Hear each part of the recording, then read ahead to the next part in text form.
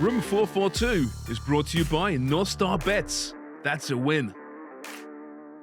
Welcome into Room 442. I'm Sarah Pararia with absolutely no voice, and Mikey Singh is joining me. I like you better this way. Do you? Actually, yeah. So okay. Care less of you now.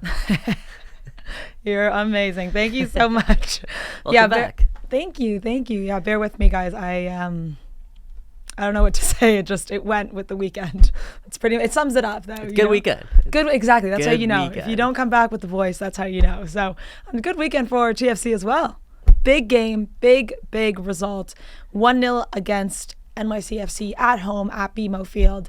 This team has only had one win this entire season prior to this game, so it was very needed for the Reds. Yeah. And Mikey, another clean sheet.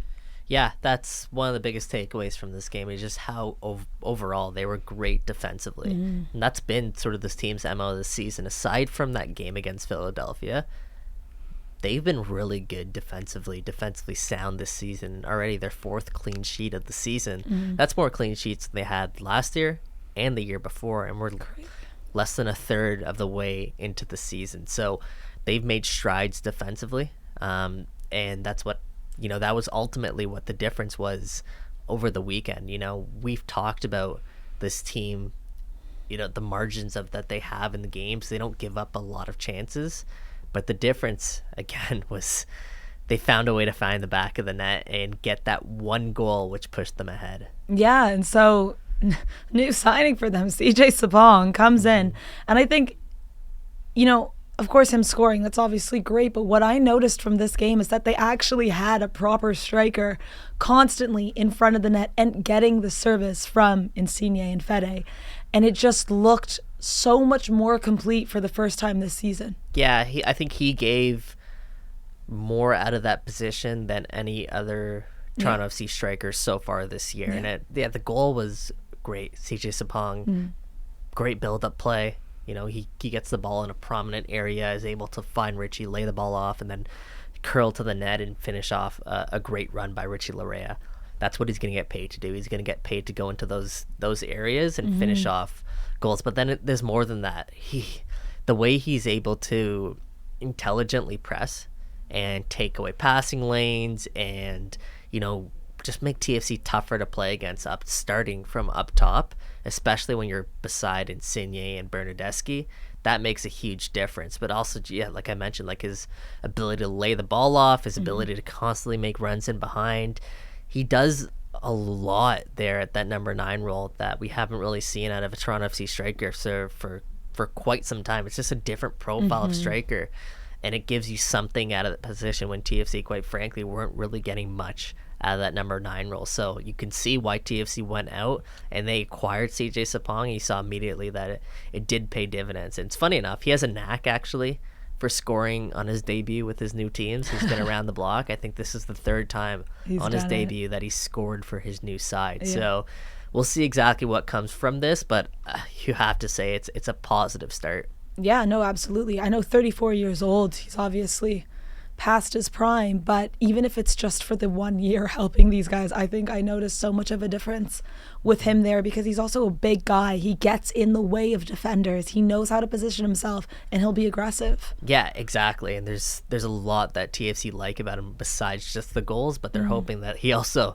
brings some goals like he did on the weekend. Yeah, I think they could have had a couple more. There were several chances. One of them, Lorenzo Insigne, who was the captain of this game. We were just talking off air a little bit, and you were saying you actually thought it was a good idea.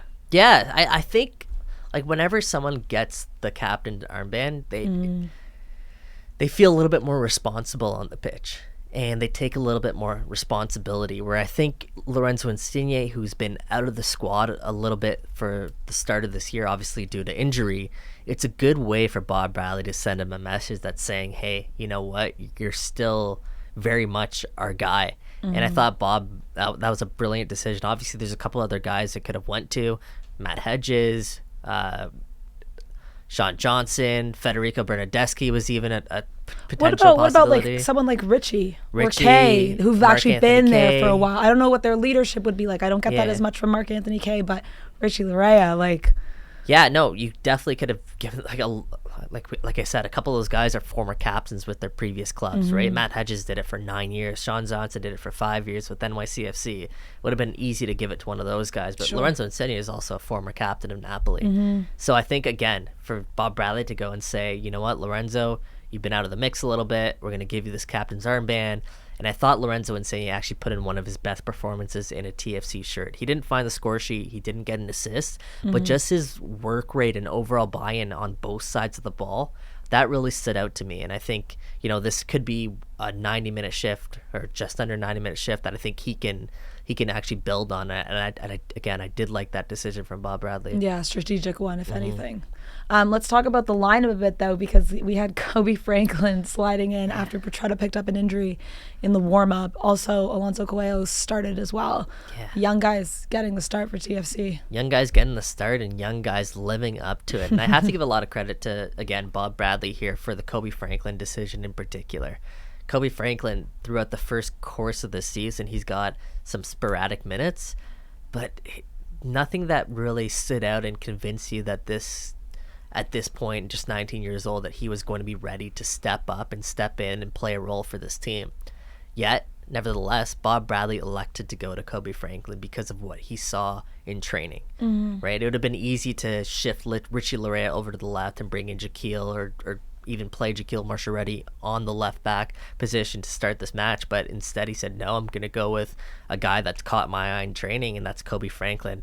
And boy, did he did Franklin reward Bob Bradley for his trust in him, because he put in a really good shift. There was a play in the first half where Kobe Franklin megged his defender. I'm like, that's where I'm like, that really caught my eye and earned his respect for me. I'm like, this guy's playing with a newfound level of confidence in him, and maybe that confidence was instilled a little bit by Bob Bradley. So yeah, absolutely unreal performance from Kobe Franklin. Alonso Coello as well.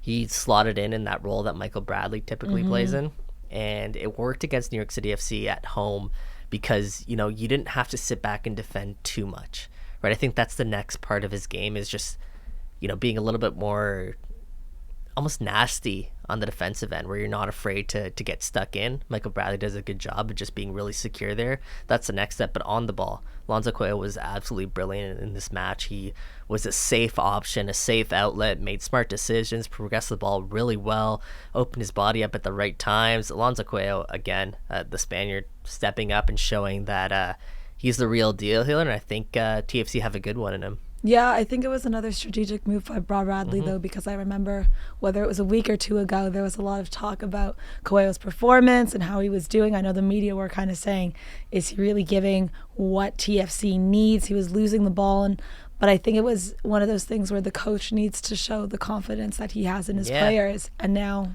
he's getting that in return. He was subbed off at halftime in the game, I think, that you're referring to. So, yeah, again, I mean, I don't think Bob had much of a choice, just given that Michael and Jonathan and even Victor Vasquez were all out for this match. But like I said, Coello deserves a lot of credit for his performance. So big week ahead for TFC as they take on New England this weekend coming up at BMO Field. Mikey, really quickly, are we seeing TFC turn a corner here? Is this where the real season starts now? Yeah, it's results-wise, potentially, but New England's obviously leading the Eastern Conference, right? It's going to be a big test. But I think what we're seeing from TFC just as a whole is the defense is there, right? We've said that all season. Their defense is really, really good. The next part of that is just unlocking more opportunities moving forward. And if CJ Sapong can consistently prove that he's the guy, I think it's a little bit too early to say whether or not he is. But if he can, and he can create that one or two chances or help create that one or two chances for his teammates, then potentially this could be a turning point in TFC's season. And what a move it would be if we can look back on it and be like, CJ Sapong, of all players, was the guy to turn 34-year-old CJ Sapong saves Toronto FC. We'll see. You guys, you know how it works. Mikey and I will be back later on this week to preview that TFC New England game, so stay tuned. Room 442 is brought to you by North Star Bets. That's a win.